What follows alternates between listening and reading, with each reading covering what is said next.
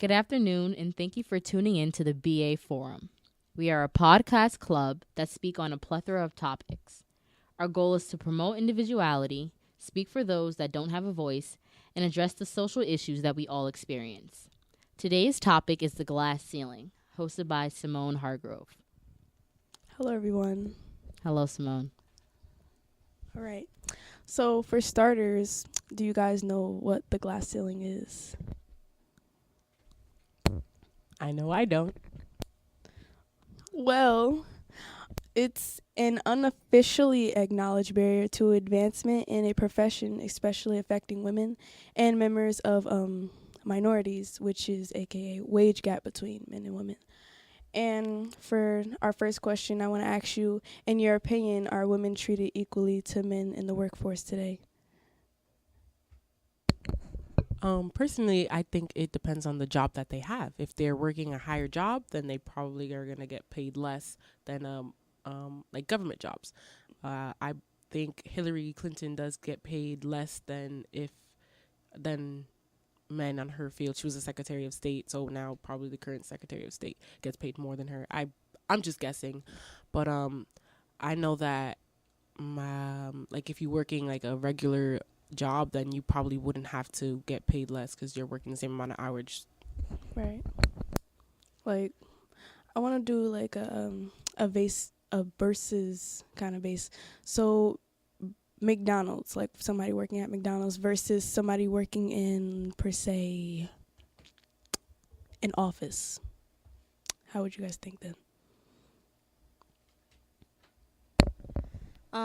Maybe in McDonald's they most likely will make the same amount since they're working the exact same hours, but there will be some cases where a woman will get paid less. But if it was working the other example, there'll be an unequal balance between the paychecks between the male and female. But there are some cases in which, even though they work the same job, they're still not going to get paid the same way. I feel you. All right, and you have an opinion, Victoria? No?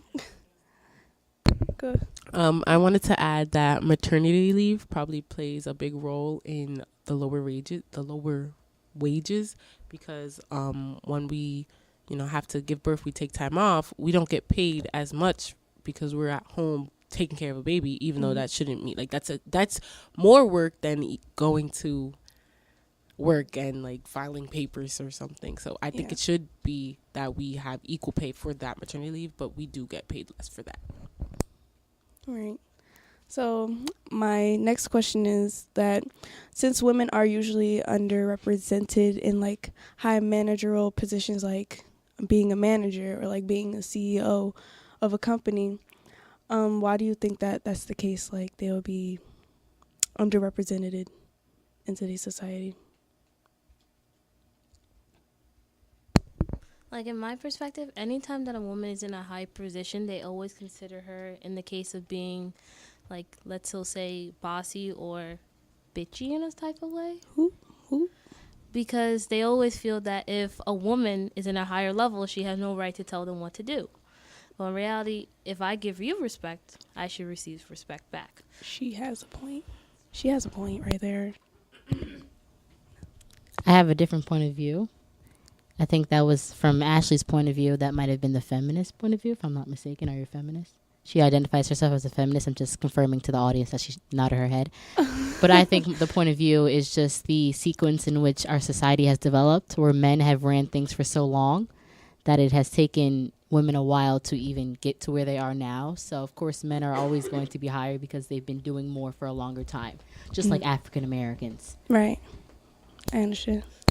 I would definitely like to agree with what Tori just said, because for a long time, men has always been in power, and they've wanted to like stay in power. And one way for them to take control and be in power is by making us less than them and trying to be superior over us. So when we, it's hard, but we always try to break those roles.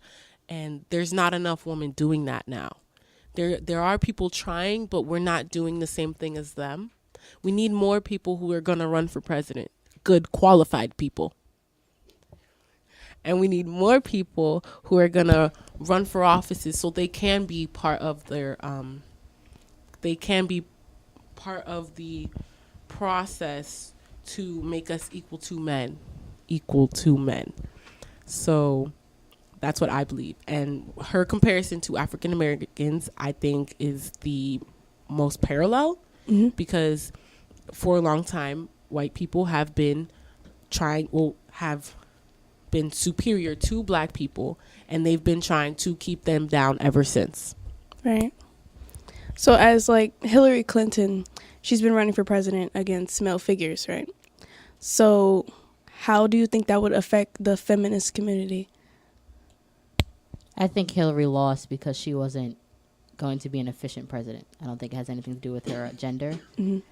I think that's one reason that I have a problem with the feminist community, is because it's so quick to say that she lost because she was a woman, Right. which undermines the abilities of women that are in politics, because there are plenty of women in politics. But she just wasn't fit for the job. Mm-hmm. That's why she lost. I understand. A lot of that has come up since she's lost against, per se, Obama or President Trump in today. So, oh, you have something to say? Go. If she lost against Trump, Oh my she did not deserve to win. She didn't. I'm not even going to say that she didn't campaign enough. She had enough support, but they supported her for the wrong reasons. They supported her because she was a woman, Yeah. instead of what she stood for and what she did. She definitely did not deserve to be that president. And if I had her as president, even though she was a woman, I would not be happy. And I'm still not happy with the current president. But at the end of the day, we have to deal with what happened. So that's what it is. And I agree with Tori. We do need more efficient women running for offices instead of women who are going to make us look bad, which will and it won't help us progress. So if we have someone who's not really people are going to look at women badly because of Hillary. Like, oh, Hillary lost because of this and this and that. So now any other woman who's going to run is going to lose for the same reasons. Right. Which is not the case. Yeah, I understand. Speaking facts right there. Oh, go ahead, Ashley. Oh, okay. I totally agree with Andrea and Tori, because when she was being the presidential candidate, she did not represent my values, and she did not represent what a real woman is supposed to be. Mm-hmm. So all the principles that she advocated, and also the things the doings that made her not able to win the election with Trump, the email scandal prevented her from winning, and she doesn't really represent a woman that I would like to emulate or want my own nieces or my own female cousins to emulate, because she doesn't represent what the qualities we need and the morals we need in a woman. I'm a feminist myself. Right. Yes. But at the same time, she didn't represent my values as a feminist.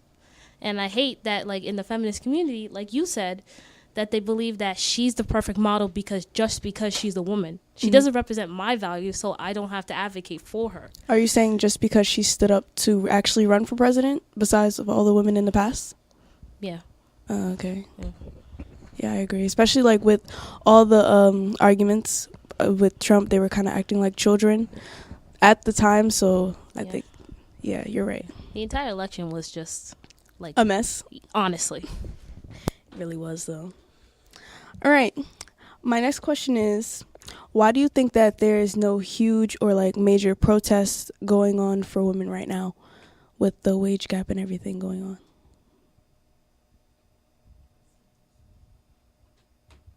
No?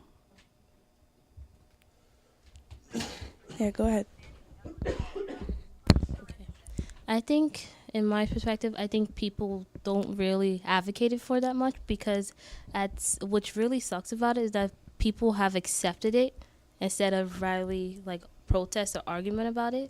Because there's some woman who said oh, I've been dealing with this for so long that there's no point in really protesting it because it's just natural. It's just inherent. So what's the whole point of an argument? Which is really terrible that women have accepted it at this point, because we live in the United States for this contemporary society that says that we have fought for everything to give women equal rights, to give blacks or other any colored individuals the right freedom to speech or freedom for voting and everything. We still have not defeated and like conquered this sole problem in the United States, which is really terrible about it. Right. So you can go ahead. Well, the wage gap is definitely an issue that is talked about, but like Ashley said, nothing really gets done for it because it takes a lot of time. It took us our right to vote, women's right to vote, was the 19th Amendment. Not even part of the Bill of Rights, right. Which is sad to say, but true. It took us a long time. And for us, I feel like we have enough support for it. It's just protesting really does nothing but build awareness. But if there's already awareness for something, why do we still need to continue to protest? All we need to do now is get people in the offices and make it happen. There's no reason to continue to protest for something that is already known. Right. Okay. No more opinions? No? All right. So how would you think that this problem would affect like younger girls in the age now? How would you think that would affect their future in the next generation and the generations that are coming up? Like me personally, because I come from like Nigerian descent, and I know that personally, the girls already know that they're inferior to men. The minute they are born, they are known to be inferior to men. And the same thing with other customs that are born into this country, that they know that even little girls of this generation, they're just going to come to accept it. Even though we should fight for it, they just know that when they're born and they're taught that, oh, I'm a female, so I must be inferior to men, and men are always going to be superior to me, which is terrible because we shouldn't be accepting that, because women are just as smart and just as capable as men. But today's society, we're just gonna like just keep going with it, and it's like terrible about it, I guess. Okay, I agree with you 100%. And I also think that younger girls, I think they will be influenced by like trying to be a feminist because they might think it's unfair because they are so young, and they're going to say, oh, why do boys think that they're better than girls? You know, like when you're young, you don't really think about it in politics or anything. So it's like, oh, you're on the playground per se. And, you know, boy group, girl group versus each other. So I think that would affect how they grow up in life, saying like, how should I put this? Yeah, like wanting to be a feminist, wanting to fight for women's rights and everything, like with the 19th Amendment and everything. So that's what I think. They'll probably grow up to be like a feminist. I think that's probably what it is, yeah. Well, I think today, like, society is changing. Women are changing today's society, and their mindset is changing. So, although Ashley, in your family, I'm your grandma and probably your mom still believe that men are superior over women, but I know you don't believe that, and you're not going to let your children believe that. And I think now is the generation where we're going to start changing people's minds. I know my mom probably believed that when she was younger, but she's been through a lot, and she's going to continue. And she taught me how to be a strong woman. So that's how I'm going to teach my children, and so on and so forth, because that's how things are going to get done around here. We need to change society's mindset. We need to break the stereotypes. And that's what we're doing by breaking the glass ceiling. All right. So with all the history that you know about with women and men, like the workforce in the factories from like the early 1900s, what do you think the role of women is today? Role of being a woman? Like, how do you think a woman should feel about herself? Obviously with enough confidence to, like, conquer the world, but, like, how do you think a woman should, like, present herself? What's her role in today's society? I think with women today, things have definitely changed for the better. women have been given a lot of equal opportunities, sometimes better opportunities than men. There are a lot more emphasis on women going into the STEM field and teaching girls how to code and educating young women, sending all girls colleges and sending girls to schools where they can learn to love themselves and love the people around them. And IBM, for example, which is a head company, their CEO is a woman. And things like that, where you see multinational corporations that are everywhere to be head by a woman, that's inspirational. That's what's going to keep us going. So I definitely think that women have made a difference, and we're going along the right path, and our progress is very substantial. I think nationally, we're ahead of the game. We were way better than we were when this country first started, and that's a big thing. That's something we should congratulate. But there's still a way to go. There's still they're trying to take away our birth control rights, and they're trying to take away other stuff that women really need. Yes, thank you. But globally, I think it's not good. It needs to get better. We need to go out to venture out into other countries and try to figure out ways to help them and try to get women to stand up for themselves over there. And try to get women to stand up for themselves over there, because although like it's probably going to be really Malala, like what she did, she spoke out for education. I thought that was right. I thought that was beautiful, and she inspired so many women. We need more women like her globally. Nationally, I think America's doing well, but in other countries, we do still need women to speak out. Speaking that truth right there. I know just recently that the country of Saudi Arabia just approved women to have the right to drive within their nation. And I agree with Andrea. It's like we need a time for change. And if through that change that we can progress, that would be amazing. Because I remember that in the country of Saudi Arabia, it's such that girls are told at the age of 13 to be married to older men. And it's still going on today. So with the fact that they're getting the ability to drive a car, it's just one step to progress. So if we can like help other global countries and make the United States be their like emulation for them so they can progress, it'll be an amazing process for us to teach them that women are not so-called inferior. They're just as capable. Right.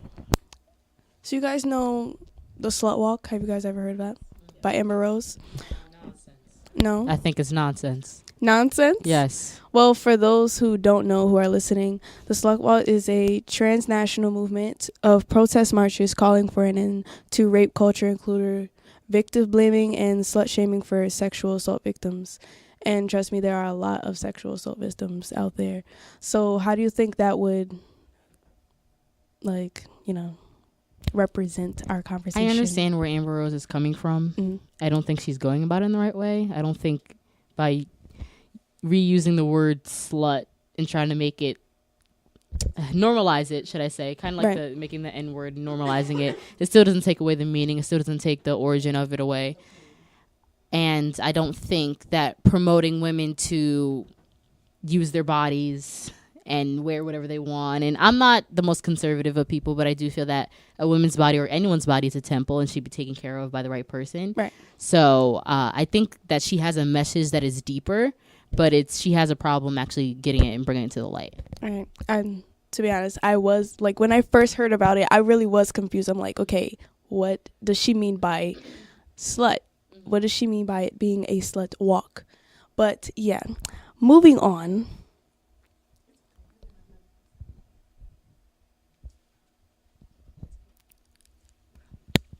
Okay, everyone. We want to thank you for tuning in, and we hope that you come back next week. We're here every Thursday, and we hope to see you soon. Thank you.